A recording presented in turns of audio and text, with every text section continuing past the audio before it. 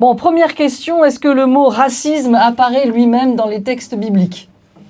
Non, ça ce serait tout à fait anachronique. Je vais vous citer notamment Alain Nisus, un théologien antillais. Eh bien, donc c'est anachronique puisque le concept, le mot lui-même est récent en fait du coup, mais le questionnement, lui, bien sûr, est tout à fait antérieur. Alors, quand on va essayer de définir pour être sûr qu'on parle de la même chose, pourquoi? Parce qu'il y a une tendance dans notre société à avoir appliqué ce mot-là à tout. Racisme anti-jeune. Racisme anti-ouvrier. Vous voyez, on a malheureusement aussi dévoyé la terminologie. Alors pour cet après-midi, du coup, définition du racisme, c'est la haine, le mépris à l'égard de personnes ayant des caractéristiques physiques différentes de soi.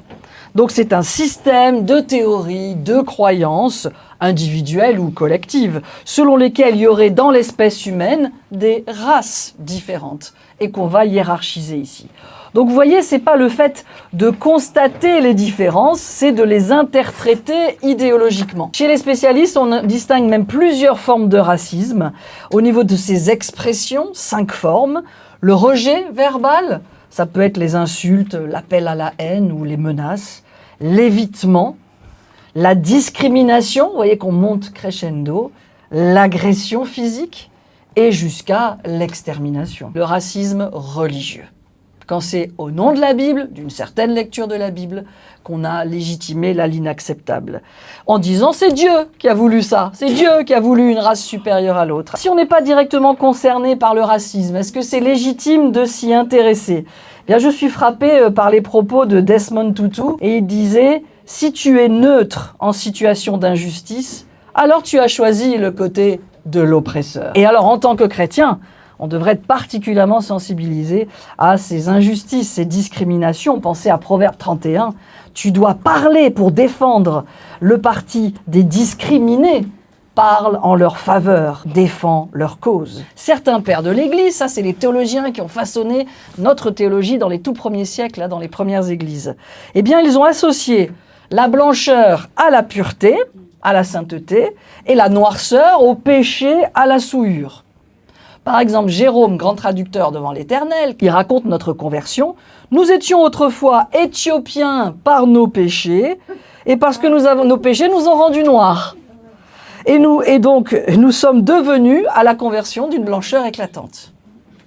Là, il y a beaucoup de problèmes. Parce que dans la Bible, quand on vous parle de pureté ou de blancheur, c'est le blanc du coton, c'est le blanc de la neige. Ça, c'est pas blanc, hein. Ça n'a rien de blanc, hein. Rose ou ce que vous voulez, mais enfin, vous voyez. Donc, c'est très typé. C'est vraiment, voilà, la neige, le coton. Et à l'inverse, la couleur du péché, c'est pas le noir. C'est quoi? Le rouge cramoisi. Relisez Ésaïe 1, le rouge cramoisi. D'accord? Donc pour dire, et c'est des couleurs symboliques, vous voyez bien, mais donc pour dire, là, il y a eu une vraie instrumentalisation, là, du coup, de ces couleurs-là. Je pense bien sûr à Cantique des Cantiques. Je suis noire, mais, oui, bien, mais je suis belle, ici. Ah là là, ça a fait beaucoup de dégâts, parce que justement, pour ceux qui ne le connaîtraient pas, le mais, je suis noire, mais je suis belle. Comme s'il y avait un antagonisme, une impossibilité de la beauté noire. Or ici, on l'a retravaillé à l'occasion de la traduction de la Nouvelle Français courant. On l'a retravaillé. L'hébreu ne met pas une opposition. C'est « je suis noire et belle ». Vous voyez, on a instrumentalisé là du coup le texte ici. 3 étapes majeures du plan du salut qui en fait nous donnent un bon antidote antiraciste. La création, le fait que tous les êtres humains ont été créés à l'image de Dieu. Le Christ rédempteur de tout être humain. Le Christ sauveur de tous, sans distinction. Et la Pentecôte, où le même esprit, donc la naissance de l'Église, où le même esprit est déversé sur toutes, sur tous, sans discrimination. Il n'y a pas un baptême pour les blancs, un pour les jaunes, un pour les rouges, un pour les noirs. Non, je veux dire, c'est le même baptême pour tous. Vous recevrez une force, l'Esprit descendra sur vous, et vous serez mes témoins à Jérusalem, dans toute la Judée, la Samarie et jusqu'à Paris, vous voyez, et jusqu'au bout du monde. Il inclut le fait qu'il y a une trajectoire qui va largement dépasser là le petit groupe où ils étaient. À l'époque du Nouveau Testament, 2 peuples étaient haïs, détestés par les Israélites. Les Samaritains, on ne prononçait même pas leur nom. Hein, dans la parabole du bon samaritain, il ne peut même pas dire celui qui s'est... Le samaritain. Non, non, il dit celui qui s'est approché de... Il ne peut même pas dire le mot samaritain, ça l'écorcherait trop. Le bon samaritain. Et donc, les samaritains et les évangiles et les Romains. Les Romains, c'était de l'armée d'occupation. Et les évangiles vont prendre un malin plaisir à prendre le contre-pied et à donner des Samaritains et des Romains en exemple. Vous voyez? Des gens de foi, du coup, pour dire que c'est la foi qui compte, et pas ton appartenance, ton origine ou ta couleur, c'est ta foi. Jésus lui-même dit « Moi, j'étais étranger, et vous m'avez visité. En tout cas, vous auriez dû. » Quand est-ce qu'on a fait ça? Vous voyez, s'il ose se comparer à un étranger, pour dire il faut changer votre logiciel interne, votre regard, là, du coup, sur ces étrangers. La Bible est une bonne nouvelle sur cette question-là aussi. Elle nous fournit vraiment des antidotes. Et je dois terminer par une histoire qui m'a vraiment touchée. Bon, regardez ces photos. Nous sommes à Birmingham, Alabama, le sud des États-Unis. Tellement il y a eu de bombes, d'attentats racistes, on l'a appelé Bombingham. L'église a été soufflée par le souffle de l'explosion. Mais il y a un vitrail très étonnant, regardez-le. Il représentait Jésus.